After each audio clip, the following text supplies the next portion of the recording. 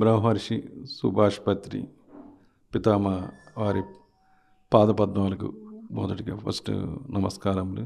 PMC ప్రేక్షకులకు ప్రత్యేకమైన నమస్కారములు. నా పేరు ఆకుపాటి శ్రీనివాసులు. నేను పంచాయత్ సెక్రటరీగా పనిచేస్తున్నాను.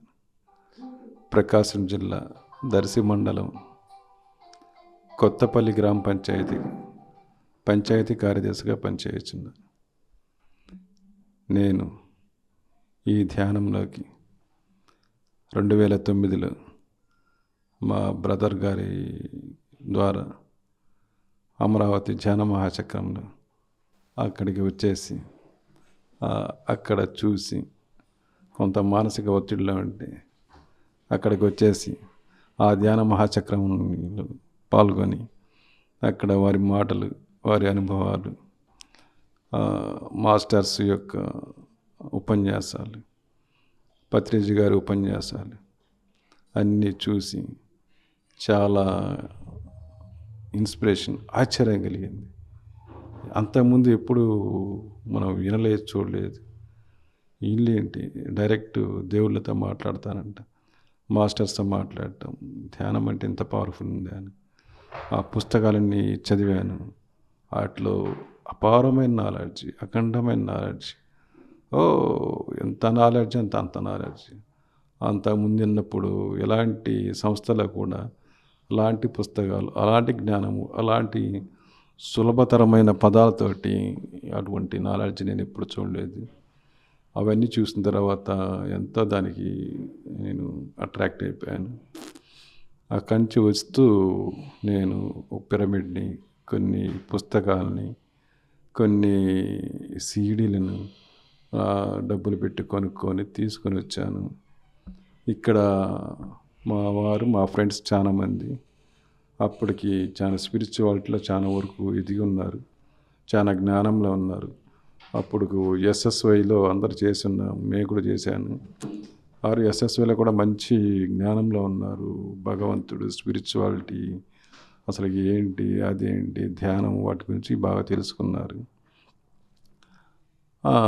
అప్పుడు వచ్చేసి వారికి పుస్తకాలు ఇచ్చి ఇది ఇక్కడ పిరమిడ్ మూమెంట్ సంస్థ ఉన్నది, దాంట్లో అపారమైన నాలెడ్జ్ ఉంది, మనం అంతకుముందు ఎప్పుడు చూడలేదు, అందుకని చదవండి సార్ అని అందరికి తిరిగేసి ఆ పుస్తకాలు వారికి ఇచ్చాను.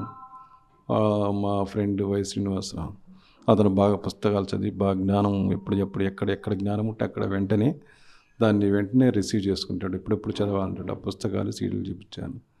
చదివాడు సార్ కూడా చదివేసి బాగా ఇన్స్పిరేట్ అయ్యాడు. చాలా అఖండమైన జ్ఞానం ఉంది, బాగా బ్రహ్మాండంగా ఉంది. ఈ పుస్తకాలు కొత్తగా ఉన్నాయి, ఈ ధ్యానం బాగుంది. అంతకుముందు ఒక ఎస్ఎస్వైలో 15 నిమిషాలు ధ్యానం చేసేవాళ్ళం, ఇప్పుడు ఎంతసేపు అయినా ధ్యానం చేయొచ్చు అని ఈ సంస్థలో చెప్పారు. అలా ధ్యానం చేస్తుంటే మనలో నెగిటివ్ నెట్ అంతా పోయి, భయము, అన్ని ఆందోళన అంతా పోయేసి హాయిగా ఆనందంగా తెలియని స్థితిలోకి వెళ్ళిపోతా ఉన్నాం. అలా ఈ విధంగా ధ్యానం చేస్తున్న నా లోపల ఉన్న నెగిటివ్ థాట్స్ అన్ని పోగొట్టుకున్నాను. ధ్యానంలోకి వచ్చిన తర్వాత హాయిగా నాకు ఆనందం వచ్చింది, ఆరోగ్యం వచ్చింది, ఐశ్వర్యం వచ్చింది. అంతకుముందు ధ్యానం రాకముందు మేము ఒక చిన్న ఇంట్లో ఉండేవాళ్ళము. అటువంటి ధ్యానంలోకి వచ్చిన తర్వాత తెలియకుండా ఒక మంచి సెంటర్లో ఒక మంచి స్థలం దొరికింది, చాలా తక్కువకు వచ్చేసింది. నా కాడ ₹1 డబ్బులు లేకపోయినప్పుడు కూడా ఆ స్థలం కొనుక్కున్నాను. ఆ స్థలంలో ఒక ఇల్లు కట్టాలనుకుంటే దానిపైన 2 స్టేర్లు వేసాను, దానిపైన పిరమిడ్ కట్టుకున్నాను. హాయిగా ఆనందంగా ఉంది. నాకు ఈ ధ్యానం ఒక గృహాన్ని కూడా ఇచ్చింది. ఈ ధ్యానంలో వచ్చిన తర్వాత నా భార్యకి, మా తెలిసిన వాళ్ళందరికీ చెప్పాను. వాళ్ళు ఇంకా ఈ ధ్యానం పుస్తకాలు ధ్యానం 24 గంటలు చేస్తుంటారు. వాళ్ళు ఇంకా టాప్ స్థాయికి వెళ్ళిపోయారు. వాళ్ళు చెప్పలేము అసలు, వాళ్ళు అంతంత స్థాయికి వెళ్ళిపోయారు. మా సారు కూడా, శ్రీను సార్ కూడా ఎంతో టాప్ స్థాయిలో వెళ్ళిపోయారు, హయ్యర్ నాలెడ్జ్కి వెళ్ళిపోయారు. మనం ఎంతకాడికి మనం ఈ భూగ్రహాన్ని గురించి మనం అనుకుంటాం. ఈ చదివిన తర్వాత విశ్వంలో ఇలాంటి గ్రహాలు ఉన్నాయి, విశ్వ నియమాలు ఏంటి, విశ్వంలో ఇంకా వేరే వేరే మనుషులు, అంతరిక్షవాసులు, వాళ్ళతో సంభాషణలు, వే వేరే వేరే గ్రహాలు ఈ ధ్యానంలో వేరే వేరే గ్రహాలకు పోయి అక్కడ మనుషులతో కూడా మనం సంభాషించవచ్చు. ఎలాంటి ప్రమాదాల నుంచి కూడా ఈ ధ్యానం అనేది మన యొక్క జన్మచక్రంలో ఉన్న కర్మలను కూడా దహనం చేస్తుంది. ధ్యానాగ్ని దగ్ధ కర్మాణం అన్నారు. అదేవిధంగా నా యొక్క జన్మచక్రంలో నాకు ఎన్నో పర్యాలు యాక్సిడెంట్లు జరగపోయాయి. కానీ చిన్న గాయంతో గీసకపోయి అట్ట 2-3 సార్లు బండి మించి పడ్డాను. వేరే బండి వచ్చి నన్ను కుట్టింది. అయినా నాకు ఎలాంటి ప్రమాదం జరగలేదు. కానీ వాస్తవానికి అయితే నేను ధ్యానంలోకి రాకపోయి ఉంటే ఆ యాక్సిడెంట్లో నేను చాలా ప్రమాదానికి గురి అయిపోయేవాడిని, రోడ్డు మీద పడిపోయేవాడిని, ఎంతో జరిగేది. అలాంటి ధ్యానంలోకి వచ్చాను కాబట్టి చిన్న చిన్న గాయం, ఊరక దూకపోవటం, అలాంటి గాయాలతోటి నేను బయటపడ్డాను. కనుక ధ్యానాగ్ని దగ్ధ కర్మ, నా కర్మలన్నీ ధ్యానంలో దగ్ధమైపోయినాయి. అందరు ప్రతి ఒక్కరు ధ్యానం చేయండి, అన్నీ వస్తాయి. మనకి ఈ భూమి మీద కావాల్సిన ఏమిటి? ఆనందం, ఐశ్వర్యం, ఆరోగ్యం, ఇవే కదా. ఈ 3 ధ్యానంలో మీకు ఏది కావాలంటే అది ధ్యానంలో వస్తుంది. లోగడే నేను పనిచేసేటప్పుడు చాట ఉద్యోగం చేస్తున్నప్పుడు ఆటోమేటిక్గా నేను పొదిలి గ్రామంలో ఉంటాను. నాకు తెలియకుండా దోరణాల గ్రామానికి నేను ట్రాన్స్ఫర్ చేశారు. ధ్యానంలో మాస్టర్స్ మీరే నన్ను కాపాడాలని నేను ధ్యానంలో అనుకున్నాను. వెంటనే మరుసటి రోజే జరిగిన కౌన్సిలింగ్ కూడా క్యాన్సిల్ అయిపోయి నాకు ₹1 కూడా ఖర్చు లేకుండా నాకు ఇష్టమైన స్థలమైన, నాకు పొదిలించి దగ్గరలాగా ఉండే స్థలానికి అక్కడికి బదిలీ చేయడం జరిగింది. అదే నా భార్య కూడా, ఆమె టీచర్గా పనిచేస్తుంది. ఆమె కూడా కౌన్సిలింగ్లో ఎక్కడికెక్కడికో ఫస్ట్ ట్రాన్స్ఫర్ చేశారు. తర్వాత ₹1 కూడా ఖర్చు లేకుండా ఆటోమేటిక్గా ఆమెను కూడా పొదిలించి మరిపూడి గ్రామానికి దగ్గరలో వేయటం జరిగింది.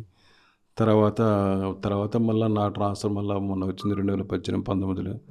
అప్పుడు మళ్ళీ ఎక్కడికి పోవాలి దేవుడా అనుకున్నాను. నాకు మళ్ళీ ₹1 ఖర్చు లేకుండా అదే దర్శి మండలంలోని ఇంకో గ్రామానికి ఆటోమేటిక్గా వచ్చేసింది ఆర్డర్. ధ్యానంలో ఇంచుమించు కావాల్సినవి ఉంది. హాయిగా, ఆనందంగా, ఆరోగ్యంగా ఉన్నాను.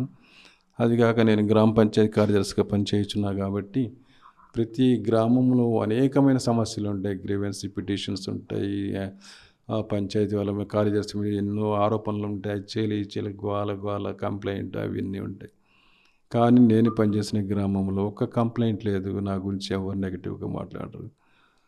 ఎలాంటి గ్రీవెన్స్ పిటిషన్స్ ఉండవు. హాయిగా, ఆనందంగా, ప్రశాంతంగా జీవిస్తున్నాను. ఇదంతా ధ్యానం ఇచ్చిన వరం నాకు.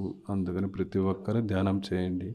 హాయిగా, ఆరోగ్యాన్ని, ఆనందాన్ని పొందండి. ధ్యానం శరణం గచ్చామి, ధర్మం శరణం గచ్చామి, సంఘం శరణం గచ్చామి.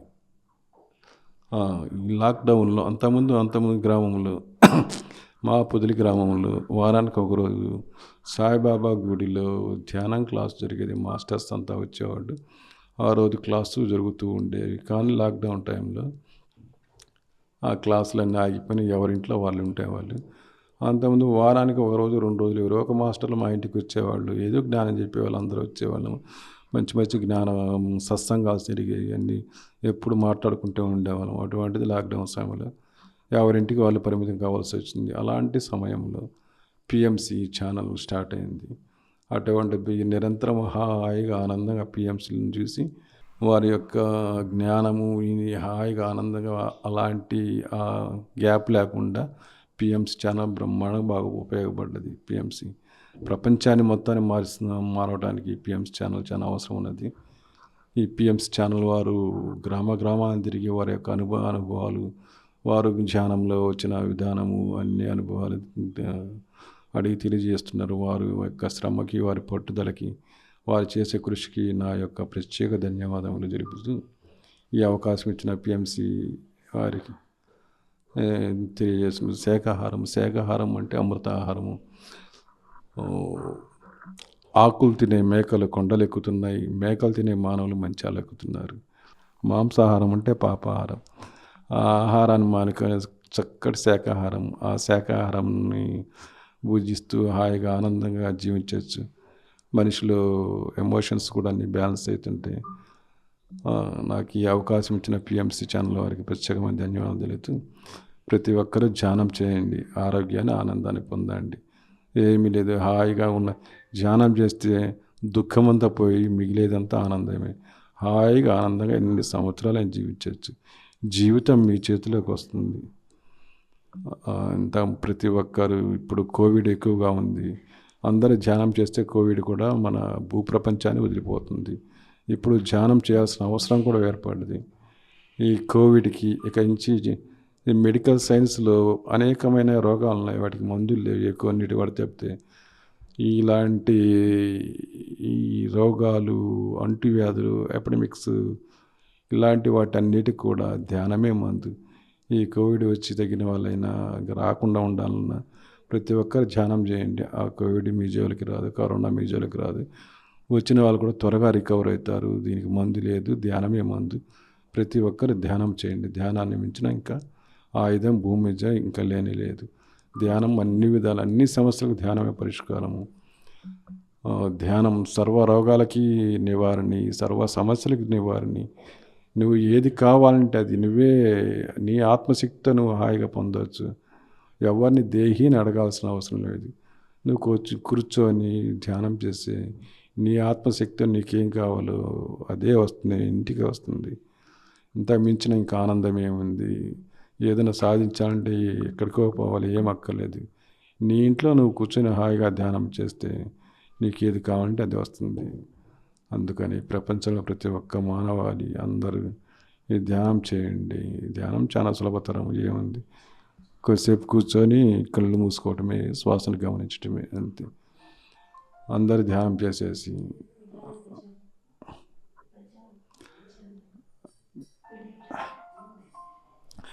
మేము ధ్యాన ప్రచారం కూడా చేస్తున్నాము. ధ్యాన ప్రచారంలో అనేక గ్రామాలు తిరిగాం. కౌటరు, వరిపాలెము, పొదిలి, కొన్ని గ్రామాలకు కూడా తిరిగి మాకు సాధ్యమైనంత ధ్యాన ప్రచారం చేస్తున్నాం. పిఎంసి వారికి యొక్క ఛానల్కి కూడా షేర్ కావాలంటే షేర్ కట్టాము. చందాలైనా ఇంకోటైనా సరే. ధ్యాన ప్రచారం చేస్తున్నాము. ధ్యానానికి సంబంధించి మా యొక్క ఎప్పుడు ఎల్లకాలం మా యొక్క కృషి ఉంటుంది.